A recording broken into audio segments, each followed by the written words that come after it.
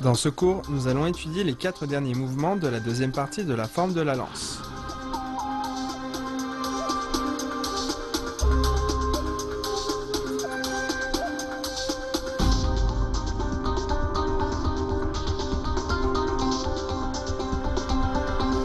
Passer la lance et piquer en bas. On tire la lance à l'arrière et on la redresse.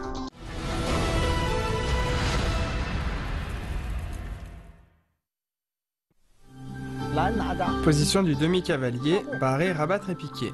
Avancer, barrer, rabattre et piquer devant. Bien. Barrer, rabattre et piquer.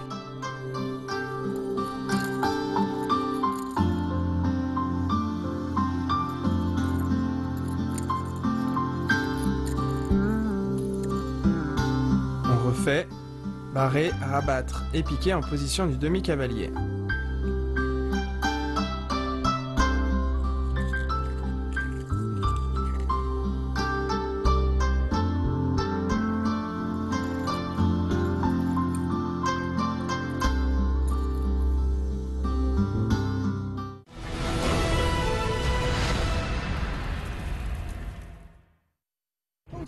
Tirez la lance et glissez le manche. La main gauche empoigne légèrement le manche et reste fixe. La main droite tire vers l'arrière, puis la main droite tourne le manche et amène la lance devant en hauteur. La main droite longe le bâton vers le bas, puis l'empoigne juste au-dessus de la pointe. Au même moment, on avance en position des pieds joints. Bien, je le fais une fois, regardez bien.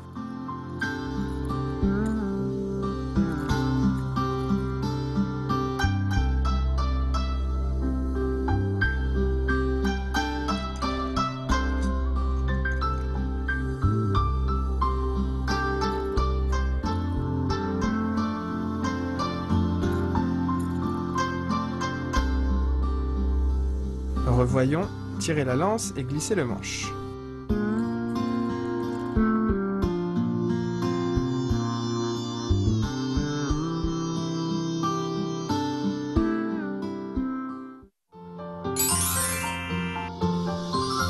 Pour la pratique de barrer, rabattre et piquer, on peut rajouter un poids à la pointe au niveau de la houppe pour travailler la force des bras et des pieds. On peut aussi pratiquer le mouvement à deux avec un attaquant et un défenseur, ou encore seul sur un tronc d'arbre ou une boucle de corde comme cible.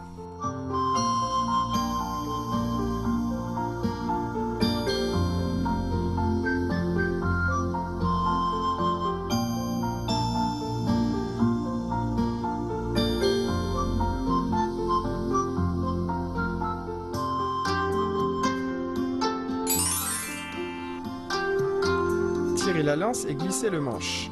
Lorsqu'on tire sur la lance, la main gauche ne doit pas bouger. Quand on fait glisser le manche, la main droite doit lisser le manche en direction de la pointe, de manière continue jusqu'au-dessus de la pointe. En même temps, on joint les pieds.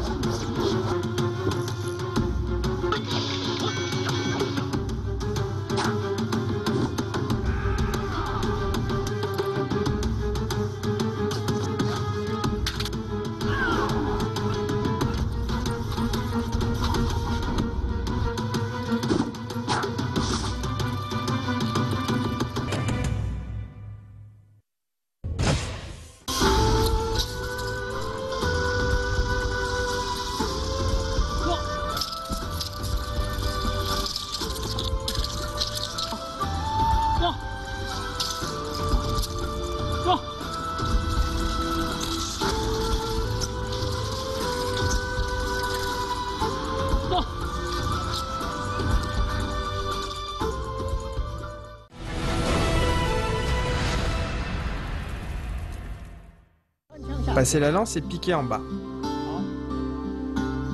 La main gauche avance, empoigne le manche et glisse devant en suivant le manche. Ensuite, on avance le pied gauche. En même temps, on retourne la main droite. Puis, on lève le pied droit et on recule. On envoie rapidement la lance devant et on empoigne le bout du manche. On ouvre bien le bras gauche et le corps. Je le refais une fois, regardez bien.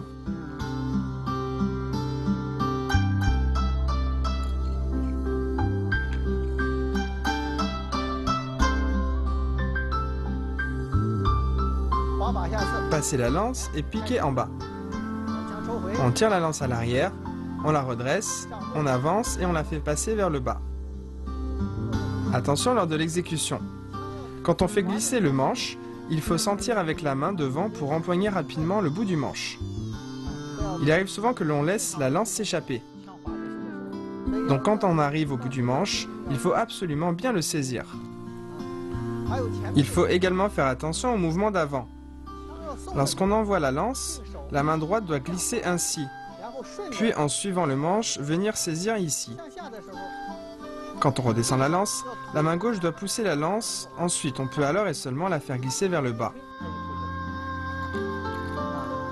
Bien, refais-le une fois.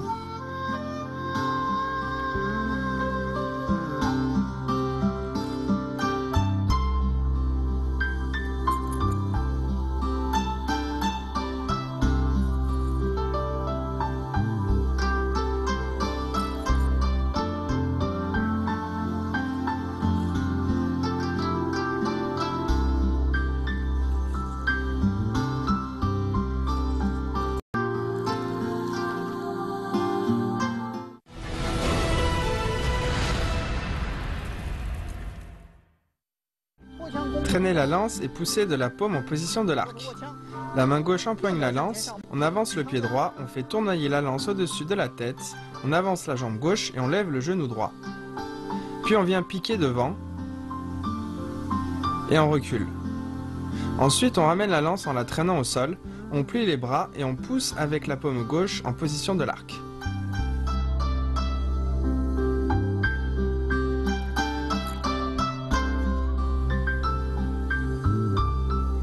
Pratiquons ensemble, traîner la lance et pousser avec la paume en position de l'arc.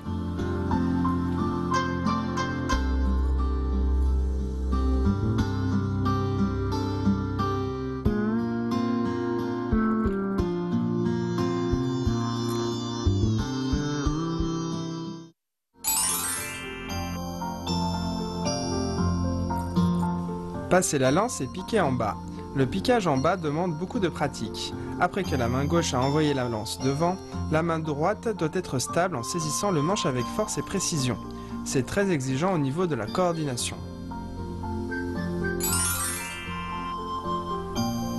Traînez la lance et poussez avec la paume en position de l'arc. Ce mouvement est le dernier de la deuxième partie de la forme. Il doit être ample et fluide.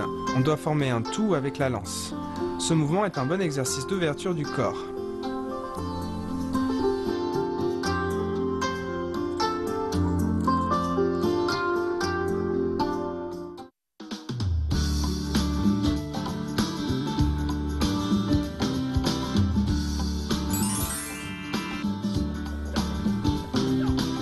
Zhao Yun est un célèbre général de la période des Trois Royaumes, de 220 à 280 après Jésus-Christ. Zhao Yun a passé toute sa vie à combattre à cheval. Il a participé à de nombreuses batailles, mais il n'a jamais perdu une seule fois. Par la suite, les gens le surnommèrent le général toujours victorieux. Il avait atteint un sommet dans la maîtrise de la lance. Zhao Yun, seul à cheval avec sa lance, réussit à sauver le fils de son seigneur au milieu d'une foule. Il tua des dizaines d'ennemis. Et lorsqu'il fut complètement encerclé, le cheval blanc qu'il montait était devenu rouge de sang. Ainsi en Chine, Zhao Yun est devenu un modèle de fidélité et de courage.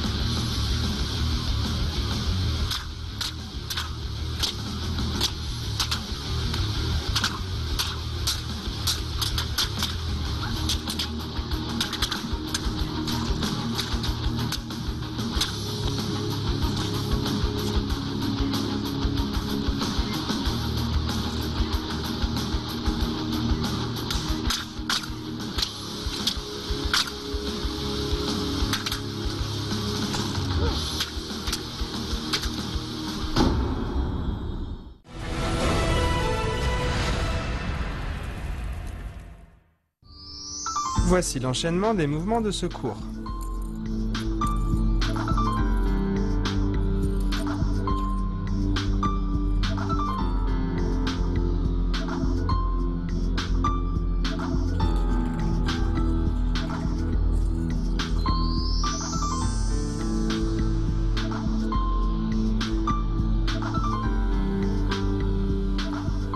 Regardons à présent l'ensemble des mouvements des deux premières parties de la forme.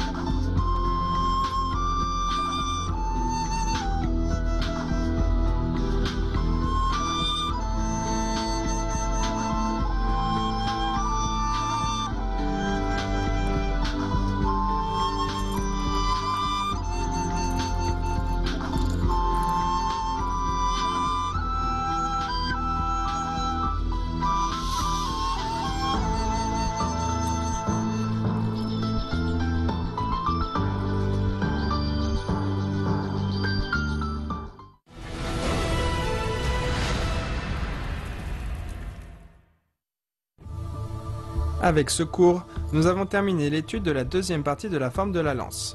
Nous devons pratiquer sans cesse. Au revoir.